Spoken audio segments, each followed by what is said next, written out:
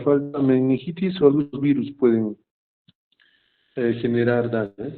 Dentro de esto, cuando ya hay un desbalance marcado de lo que es la presión oncótica, puede generar hipoperfusión renal con subsecuente injuria renal aguda. Asimismo, dentro de la injuria renal aguda puede haber diferentes alteraciones, como un colapso circulatorio o prácticamente aumento de la actividad del sistema renina-angiotensina.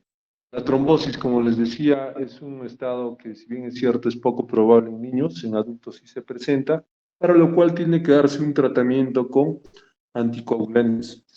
Estos fenómenos trombóticos pueden ser de mediano o gran calibre respecto a los vasos, por lo cual hay que tomar en consideración cuando el paciente presente pues, a nivel de miembros inferiores dolor o cuando presente alteraciones de circulación colateral a nivel abdominal. Las alteraciones endocrinas, más que todo, son la hipocalcemia. Estas globulinas que son transportadoras no solamente de algunos elementos, también de tirosina, esteroides o ceruloplasmina, van a alterar el metabolismo de per se de los órganos que estén relacionados a estos elementos. También hay que indicar que este zinc en cierto grado se reduce y nos puede dar una respuesta inmune alterada con precipitación para infecciones. Ahora, el diagnóstico, siempre ustedes deben tomar en consideración estos 5 puntos, por lo menos, para que nosotros podamos definir qué es un síndrome nefrótico. Vayan acostumbrándose, por ejemplo, al colesterol, un valor normal es menos de 200. Tener un valor por encima de este número ya nos indica que se esté dando el síndrome nefrótico. Igual los triglicéridos son menores a 150. La albúmina en rango menor a 2.5 ya nos indica que ya entró a una hipoalbuminemia severa, así como la proteinuria 40, mayor a 40 miligramos por metro cuadrado de superficie corporal en caso de niños y mayor a 3.5 gramos por día en 24 horas o en adultos. Esto asociado lógicamente a la clínica en general, que sea un paciente pues que tenga estos edemas relativamente pues que se dan a nivel de tejido laxo, que es a nivel periorbicular o a nivel testicular. Siempre hay que tratar nosotros de descartar infecciones sistémicas, ya que el síndrome nefrótico y nefrítico son parte de estas infecciones sistémicas. Desde acá vemos en el examen de laboratorio una base que tiene que ver mucho pues con lo que es factor de coagulación, estado infeccioso, ver cómo están las proteínas totales o fraccionadas o la proteinuria en cierto grado, así como corroborar lo que es el perfil, alteración del perfil lipídico. Todo lo que hemos hablado tiene que estar pues bien documentado para que nosotros podamos agarrar los criterios de síndrome nefrótico. En exámenes auxiliares, lo que siempre va a resaltar en pronóstico es la proteinuria, un elemento muy importante que ustedes tienen que reconocer también, ya que cuando hay tratamiento debe haber una remisión. Según el índice de respuesta, puede haber una remisión parcial o completa. Eso es muy importante. No está de más pedir serológicos para, en cierto grado, pues, descartar algunas patologías secundarias. Dentro de eso tenemos, pues, C3, C4, ANCA, ANA, perfil ENA, BDR, etc., etc. Los estudios de ecografía nos van a permitir a definir si es que hay cambios de hiperfiltración. Los cambios de hiperfiltración a nivel ecográfico podemos definirlo como incremento de tamaño renal o incremento de la corteza o del parénquima renal. ¿Ok? Es muy importante eso.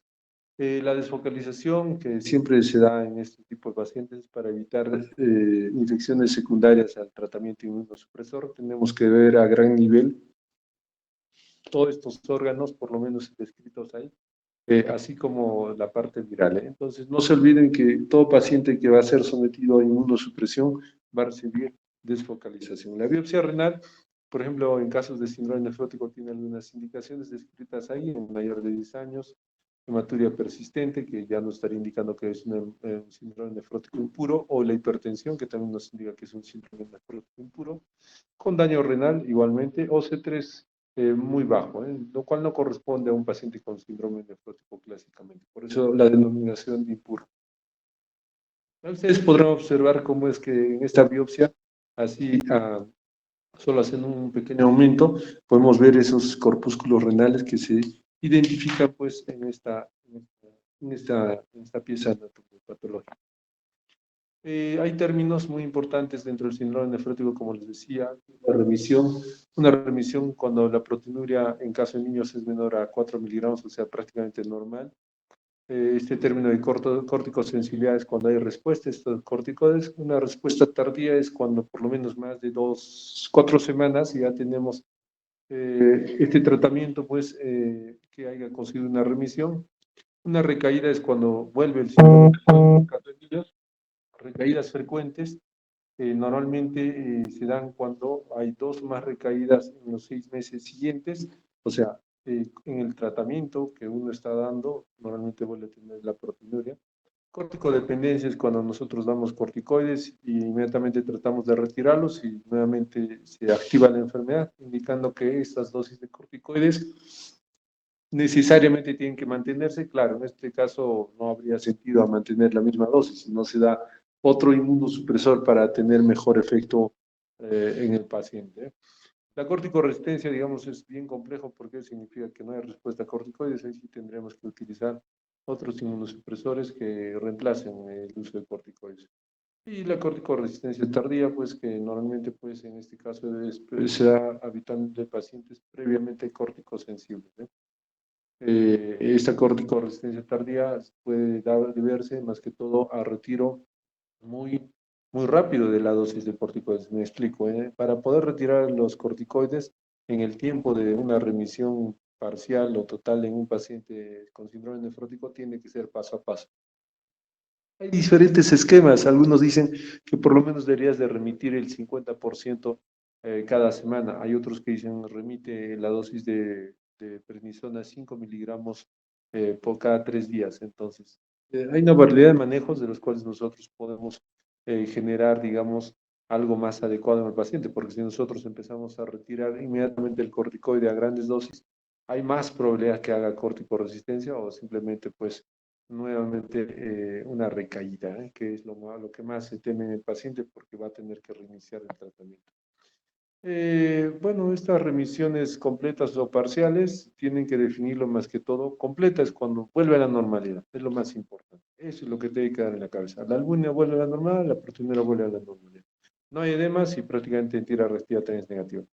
Una remisión parcial ya nos da pues una duda, como que no mejoró, no volvió al valor normal, todavía está entre nefrótico y valor normal, y eso nos indica que ya pues el tratamiento puede ser en cierto grado prolongado o en algunos casos nos puede identificar que la globulopatía que tiene de base el paciente no es la que estamos suponiendo. Por ejemplo, podemos suponer que son cambios mínimos, pero si no hay una remisión, pues una remisión parcial, ya yo presupongo que no es lo básico, tal vez es algo más complejo, puede ser una focal segmental. Entonces acá lo que nosotros tenemos que definir pues es de que no llegaron a remitir totalmente todos los laboratorios a un valor normal, y esta remisión parcial ya nos da luces a que pueda que el paciente tenga futuramente una recaída, por lo cual hay esquemas de tratamiento en el cual normalmente se puede comenzar con dosis de corticoides. En caso de niños se da pues de 60 miligramos por superficie corporal.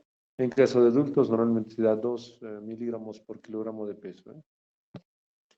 Y de estas glomerulonefritis, nosotros tenemos que definir los tipos. Se dice glomerulonefritis no proliferativas a los que están asociados a síndrome nefrótico. Esto particularmente tiene que deberse a qué? A que la glomerulonefritis, como dije, no proliferativa, o sea, no hay proliferación celular. Más que todo hay cambios específicamente como lo que vamos a ver en la membranosa, hay un engrosamiento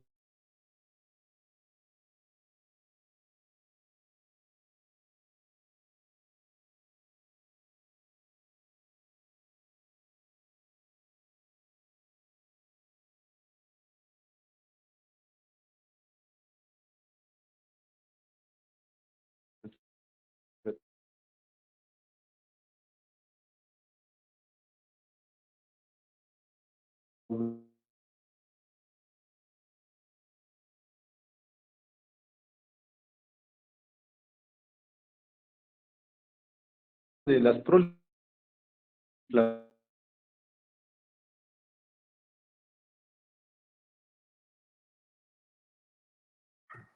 Doctor, se está cortando su audio. No se le escucha.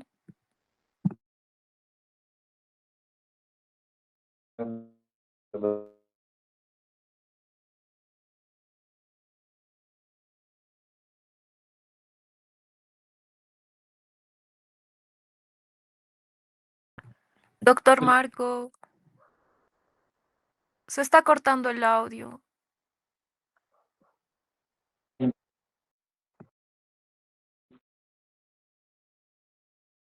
De capo.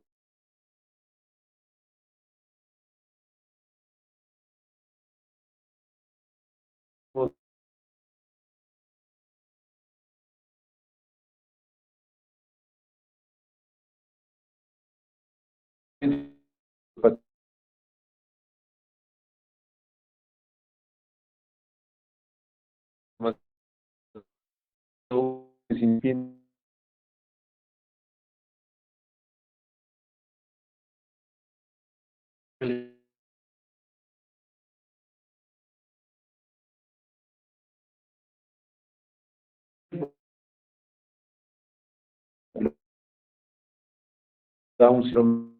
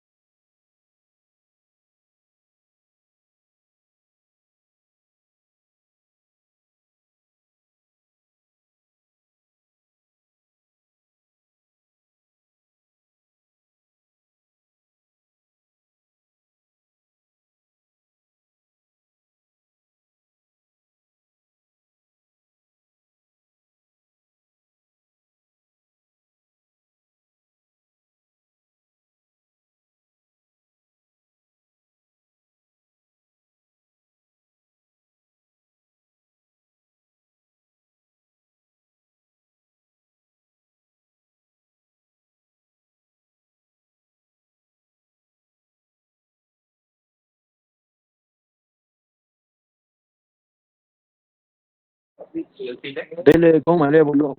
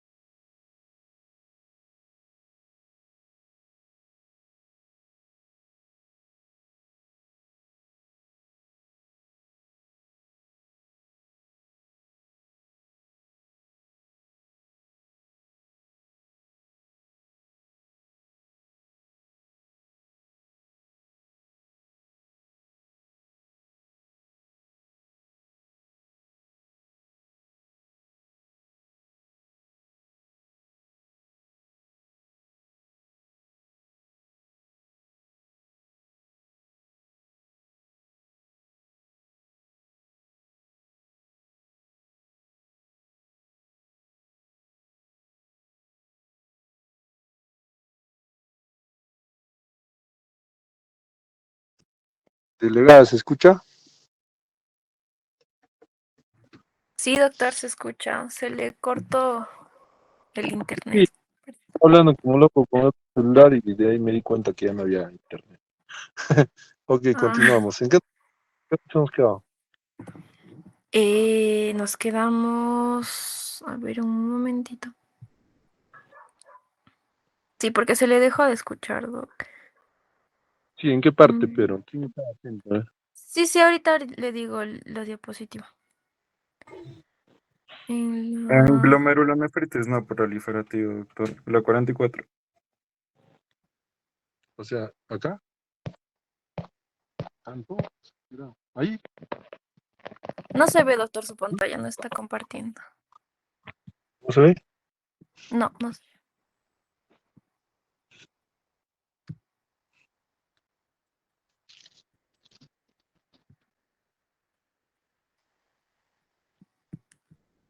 Ok, ¿se ve? Ahora sí, doctor.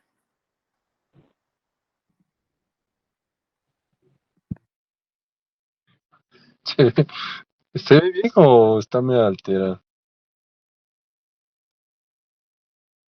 Ya estamos en los nefritis no proliferativas, ¿eh? Muy bien, acá. Sí, doctor. ¿Se ve bien o está alterado?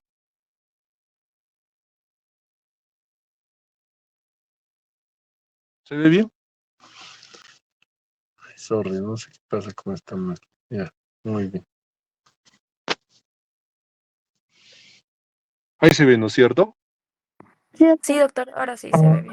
Ya, muy bien, entonces, yo les indicaba que las glomerulopatías o glomerulonefritis, más propiamente dicho, son las proliferativas, donde hay una inflamación glomerular. Acá la relación siempre es con hematuria, ¿ok? Y como es como la relación con hematuria, pues resulta catastrófico que el endotelio esté dañado. Y como está dañado el endotelio, vamos a nosotros percibir primeramente hematuria asociada pues a esta lesión a nivel endotelial y segundo mesangial, representada como unas glomerulonefritis agudas, rápidamente progresivas, mesangiales o mesangiocapilares. La diferencia con las no proliferativas acá es que en las no proliferativas, como su nombre dice, no prolifera, son un daño directo de quién, del podocito. Esto nos va a dar proteinurias y esto se relaciona al síndrome nefrótico. Por eso es que su término más que todo se llama glomerulopatía. Tenemos la de cambios mínimos, focal segmentaria y nefropatía membranosa. Cuando nosotros hablamos de las no proliferativas, tenemos que nuevamente recalcar que no hay inflamación glomerular. Solo hay una lesión de podocito y esta lesión de podocito, pues nos puede representar estas enfermedades, básicamente como son cambios mínimos, focal segmentaria y membranosa. Y como podrán ver acá en esta imagen, por ejemplo, es una imagen donde se podrán observar que hay una relación un poco estrecha en el sentido de que lo que vamos a hacer nosotros es ver que acá en esta zona, ¿se nota el puntero? Sí, doctor. Esta zona, esta pues es una célula, ¿qué tipo sería? Un podocito, ¿ya? La interna sería una célula endotelial y este parece un cuadradito, sería una célula mesangial. Lo que nos representa esta imagen específicamente es cambios mínimos. Cambios mínimos en la microscopía óptica no se observa ni una alteración. Pero si vemos nosotros las otras patologías, como es la focal segmentaria, vemos que hay una lesión de esclerosis. Esta lesión de esclerosis nos va a marcar a nosotros que hay una lesión probablemente focal segmentaria. Tomando en consideración que la lesión focal segmentaria se da específicamente en una parte del glomérulo y hablando en todo el riñón, solamente afecta a unos cuantos glomérulos. Me explico, ¿ya? El glomérulo tómenlo como un globo, ¿ya? Focal, cuando es parte de este penacho glomerular, ¿ya? Y segmentaria vemos cuando es de todos los glomérulos, algunos glomérulos en general pueden colapsar. Y cuando hablamos de cambios de la nefropatía membranosa, vemos que la membrana basal pues es la que principalmente está implicada. Lo que a nosotros nos debe llamar la atención en este sentido es de que, a ver, ¿cómo es esto?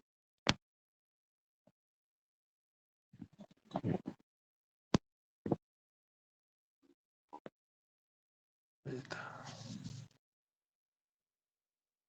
Ya. Lo que habitualmente nosotros vamos a hablar es de cambios mínimos. Y les indicaba antes, ya hablaba yo que el perfil de un cambios mínimos es un niño pues atópico. Un niño atópico es aquel niño que hace alergias, dermatitis de pañal, dermatitis alérgena a ácaros, al polvo, pacientes que tienen asma, pacientes que habitualmente consumen comidas muy procesadas, que tienen reacciones inmunoalérgicas, van a definir probablemente un síndrome nefrótico. Entonces, cuando ustedes vean un paciente de ese estirpe, hay que tener un poco más de cuidado en el sentido de que esta patología puede presentarse y generar pues lesiones un poco más complejas, ¿eh? Algo que también ustedes tienen que tomar en consideración que es más frecuente en niños. Ya alguien está hablando también del síndrome nefrótico infantil. La relación con la etiopatogenia de los linfocitos T, digamos, es lo que prevalece hasta la fecha, se indica que hay una disfunción reversible. O sea, ¿qué quiere decir? Que casi benigna la patología, ¿eh? Es relacionado específicamente al búmina. O sea, estamos frente a un síndrome nefrótico puro. Cambios mínimos se asocia a un síndrome nefrótico puro, y en anatomía patológica, como les decía, en microscopía óptica común no se observa nada. En la inmunofluorescencia podemos tener específicamente lo que son inmunoglobulinas M, así en un menor porcentaje, y por microscopía electrónica ya más ampliamente se puede ver esta fusión de pedicelos, lo cual representa pues al síndrome nefrótico. Acá vemos una imagen, en la imagen B, ustedes observan, ahí es un glomérulo normal.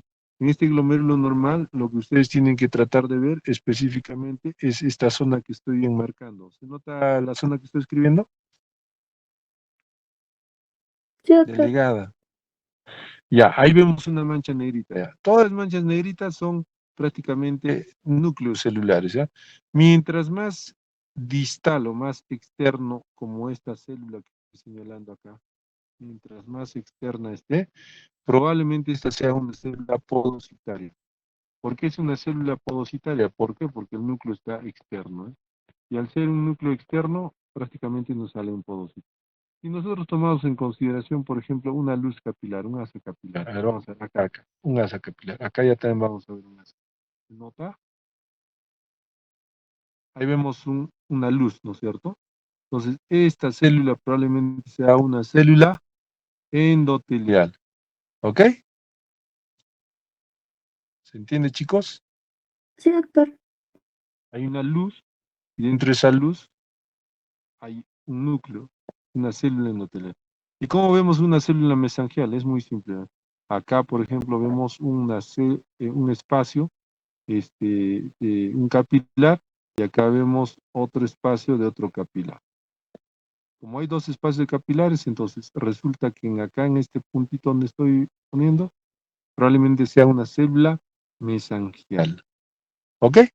Entonces es así como nosotros tenemos que tratar de verificar y ver que en histopatología se determine por lo menos estas alteraciones, digamos, celulares, ¿eh?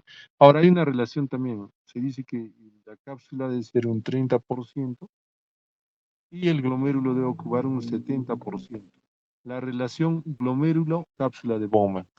Siempre debe haber esa relación. Si no existe esa relación, podría indicarnos indirectamente que hay una proliferación celular a nivel mesangial. Y bueno, acá vemos cómo en la inmunofluorescencia lo que más marca la atención es la IgM.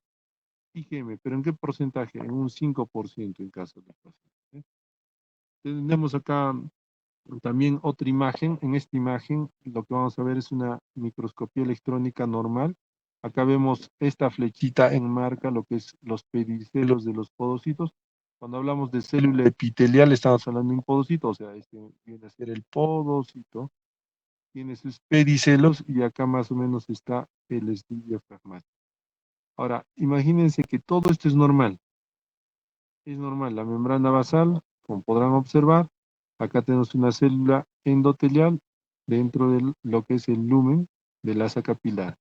Ahora, observen que acá, un momento, esto es comparable con esta microscopía electrónica. Fíjense, acá ya no vemos qué cosa, no hay pedicelos. ¿no es cierto? Primero. Segundo, la membrana basal ha perdido esta estructura. Membrana basal tiene 3 capas. Esas 3 capas que habitualmente tiene la membrana basal, acá se ha perdido, hasta hay un poco de engrosamiento. No hay pedicelos, se han esfacelado. Acá vemos que hay alguna fusión de algunos pedicelos. Eso podría estar indicándonos pues, de que hay probablemente cambios mínimos, ¿eh? Entonces, en la microscopía electrónica, como podrán observar, pues ya nos define ya algo un poco más específico. Y en caso de cambios mínimos, siempre les vamos a decir que es un síndrome nefrótico puro. El diagnóstico está dado básicamente por lo que ya hemos hablado en general, mayor a 3.5 gramos, que representa 3.500 miligramos en 24 horas, o mayor de 40 miligramos por metro cuadrado por hora. ¿Ok?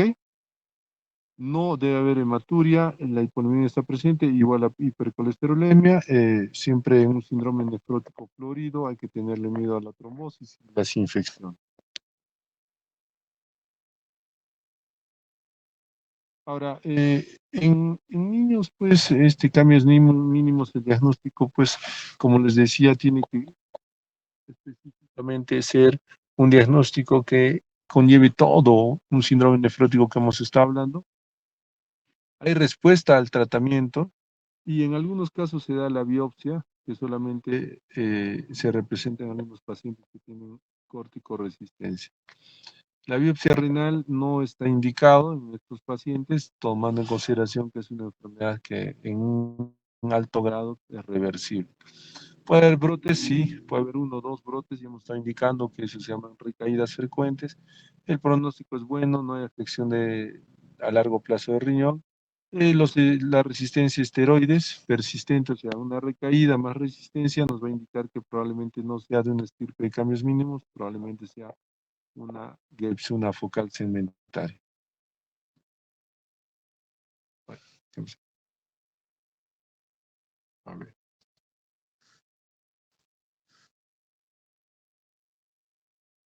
Muy bien. Y el tratamiento, chicos, que ustedes tienen que definir, también se basa, como les decía, en corticoterapia.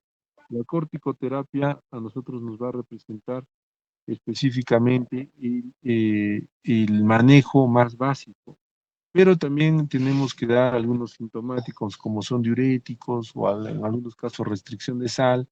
Esta corticoterapia nos va a dar pues diferentes aspectos, en el sentido que la dosis es de 1 miligramo por kilogramo por día en adultos, de 60 miligramos por metro cuadrado de superficie corporal. En niños, por lo menos esto se mantiene por 1 o 2 semanas y después se pasa a 40 miligramos por metro cuadrado de superficie corporal.